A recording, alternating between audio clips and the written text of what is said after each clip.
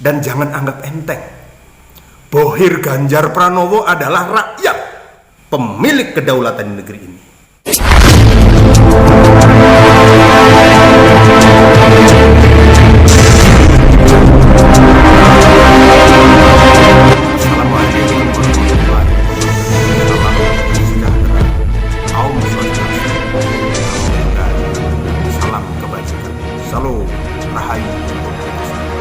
Bismillah, alhamdulillah, summa salatu wassalamu ala rasulillah wa ala alihi wa ashabi wa mawalah, la hawla wa la quwata illa billah, ma'badah. Luar biasa, survei yang digelar oleh Poltreking dengan tajuk proyeksi kandidasi presiden tahun 2024 yang digelar pada tanggal 16 sampai 22 Mei tahun 2022 dengan melibatkan 1.220 responden. Pemilihan responden ini sudah diverifikasi menggunakan perangkat teknologi komunikasi untuk menjamin validasi survei. Margin error survei tersebut 2,9% dengan tingkat kepercayaan 95%. Yang menarik dari hasil survei tersebut adalah dari 10 nama yang diajukan oleh Poltreking terhadap para responden mengenai kandidat calon presiden tahun 2024 dengan pertanyaan terbuka, apabila Pilpres dilaksanakan pada hari ini, maka siapa saja dari 10 nama-nama tersebut yang akan dipilih? Ada nama-nama beken seperti Ketua Umum DPP Partai Gerindra yang sekaligus Menteri Pertahanan Prabowo Subianto, ada Ketua Umum DPP Partai Golkar sekaligus Menteri Perindustrian Erlangga Hartarto, ada Ketua Umum Dewan Pengurus Pusat Partai Demokrat Agus Harimukti Yudhoyono, ada juga nama Menteri BUMN Erick Thohir, Menteri Pariwisata dan Ekonomi Kreatif Sandiaga Salahuddin Uno, kemudian ada Gubernur DKI Anies Baswedan, Gubernur Jawa Tengah Ganjar Pranowo, Gubernur Jawa Barat Ridwan Kamil, Gubernur Jawa Timur Khofifah Indar Parawansa, dan ada nama Ketua DPP PDIP yang sekaligus Ketua DPR RI Puan Maharani. Dari 10 nama-nama beken tersebut, mengerucut ada 3 nama yang perolehannya di atas 10%. Pertama adalah Gubernur Jawa Tengah Ganjar Pranowo dengan perolehan sebesar 26,9%. Yang kedua, tokoh beken sekaligus Ketua Umum DPP Partai Gerindra, Menteri Pertahanan, dan tokoh yang sangat dikenal di dalam perpolitikan Indonesia, terutama dalam kancah Pilpres, yakni Prabowo Subianto dengan 22,5%. Baru disusul peringkat ketiga diperoleh oleh Gubernur DKI Anies Baswedan dengan perolehan 16,8%. Nama-nama yang lain ini berada di bawah 3 nama beken tersebut. Ada Agus Harimukti Yudhoyono yang hanya mendapatkan 3,8%. Ketua Umum Partai Demokrat ini ternyata masih jauh di bawah 3 nama yang lain. Kemudian Ketua DPP PDIP yang sekaligus Ketua DPR RI Puan Maharani mendapatkan perolehan 1,2%. Sementara nama-nama yang lain misalnya yang cukup mengejutkan, Gubernur Jawa Timur Khofifah Indar Parawansa yang sekaligus juga Ketua Umum Pengurus Pusat Muslimat NU mendapatkan angka di 3%. Dan Ketua Umum DPP Partai Golkar Erlangga Hartarto di angka 1,8%. Sementara di luar nama-nama tersebut, kelasnya kelas Nasakom, nasib 1, bahkan ada yang 0, jauh perolehannya di bawah. Dengan demikian maka kalau Pilpres digelar hari ini, menurut keterangan yang disampaikan oleh Hanta Yuda, Direktur Poltreking pada tanggal 11 Juni 2022 di Hotel Bidakara Jakarta, hampir dipastikan, sekali lagi, kalau Pilpres dilaksanakan hari ini, hampir dipastikan dimenangkan oleh Ganjar Pranowo. Ini unik, karena apa? Di antara nama-nama yang diajukan oleh Poltreking tersebut, Ganjar Pranowo ini bukanlah seorang ketua umum partai politik yang memiliki struktur sampai dengan tingkat ranting.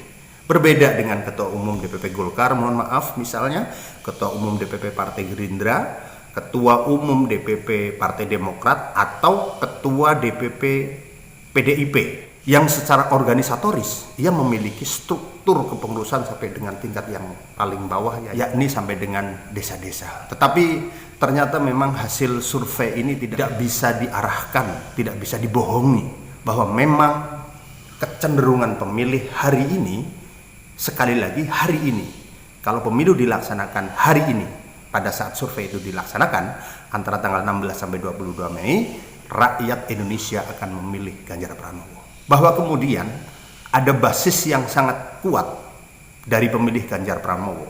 Ganjar Pranowo ini di Jawa Tengah mendapatkan pilihan 75% masyarakat Jawa Tengah. Dengan asumsi jumlah pemilih Jawa Tengah pada pemilu 2019 kemarin sebesar 27,9 juta, artinya kalau pemilu dilaksanakan hari ini maka 20,9 juta rakyat Jawa Tengah akan memilih Ganjar Pranowo.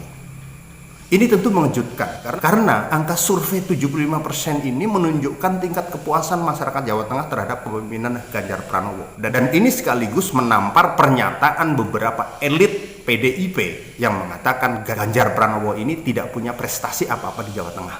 Trimedia Panjaitan misalnya, yang dia berteriak-teriak bahwa Ganjar Pranowo ini tidak punya prestasi apapun di Jawa Tengah karena angka kemiskinan tetap tinggi, rob belum teratasi, dan kasus Wadas juga tidak bisa diselesaikan.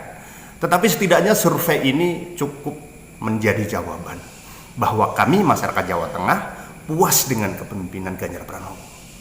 Bahkan di dalam satu diskusi, elit PDIP mengatakan deklarasi-deklarasi yang dilakukan oleh Ganjar Pranowo ini adalah sesuatu yang tidak alami, sesuatu yang betul-betul disetting, dan itu ada bohirnya.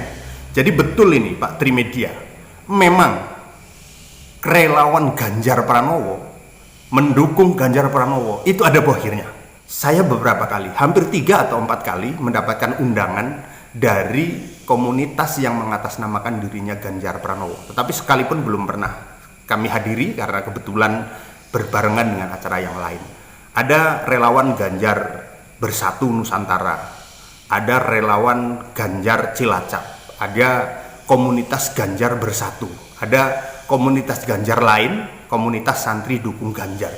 Mereka melakukan deklarasi di tempat yang menurut kami bukan tempat mewah, tidak di hotel yang mewah di daerah kami, tetapi menggunakan tempat relawan sebagai ajang deklarasi. Dan yang unik, setiap deklarasi tersebut ada edaran untuk membeli kaos dengan sukarela. Mereka iuran 140.000 misalnya, 100.000 untuk kaos Ganjar, yang 40.000 untuk penyelenggaraan snack. Jadi kalau tanya siapa bohir Ganjar Pranowo, bohir Ganjar Pranowo kami para rakyat.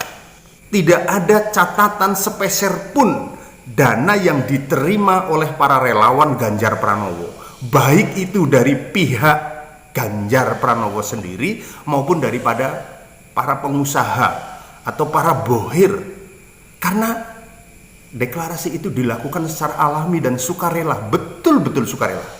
Bahkan setelah deklarasi dilaksanakan, para relawan Ganjar Pranowo ini aktif berdiskusi melalui grup WhatsApp yang mereka buat untuk mengkomunikasikan Ganjar Pranowo for President. Real.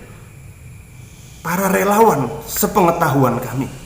Dan kami tahu karena koordinator relawan itu kenal dekat lah rata-rata. Mereka tidak pernah dapat bansos dari APBD, tidak pernah mendapatkan bantuan dana dari Pemprov Jawa Tengah, apalagi dari Pak Ganjar, atau dari pengusaha-pengusaha yang dukung Pak Ganjar, atau dari para politisi, para anggota DPRD Jawa Tengah, DPR RI atau DPRD Kabupaten Kota untuk acara-acara yang diselenggarakan. Diskusi-diskusi terus dilaksanakan, baik itu secara langsung maupun melalui media WhatsApp group.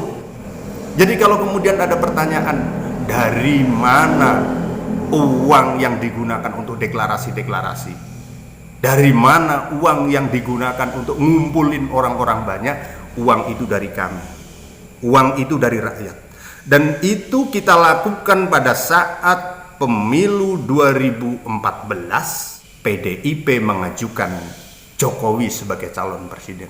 Jokowi itu cuma wali kota, kemudian jadi gubernur DKI nggak lama, duitnya nggak banyak. Kami para relawan di daerah bersinergi, berkumpul, berjuang, turun bahu-membahu, mohon maaf, insya Allah tanpa ada sokongan biaya dari Pak Jokowi maupun dari relawan nasional. Kita berkumpul alami saja, ketemu, kumpul, punya duit, iuran, beli kaos, dan ternyata 2014 Pilpres dimenangkan oleh Pak Jokowi yang tidak punya duit. Walaupun mungkin sampean, Bung Trimedia Panjaitan, yang orang DPP tahu banyak yang mengeluarkan duit untuk pembentukan relawan-relawan. Tapi kami yang di daerah, sekali lagi, kami yang di daerah, ketika membentuk relawan Jokowi pada saat itu, kami tidak mendapatkan kucuran dana dari manapun. Dilakukan dengan sukarela.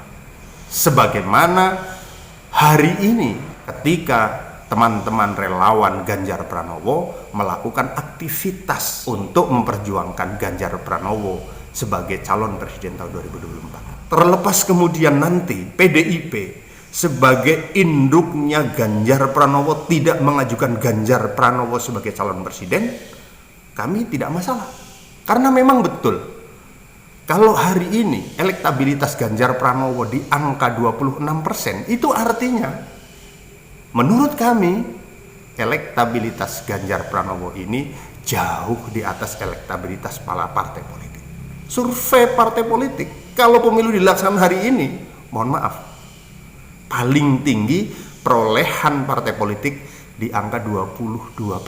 Sementara Pak Ganjar sudah 26%. Sehingga kalau memang sekiranya nanti Pak Ganjar tidak dicalonkan oleh PDIP, para pendukung Ganjar Pranowo berharap Pak Ganjar untuk diusung oleh partai apapun.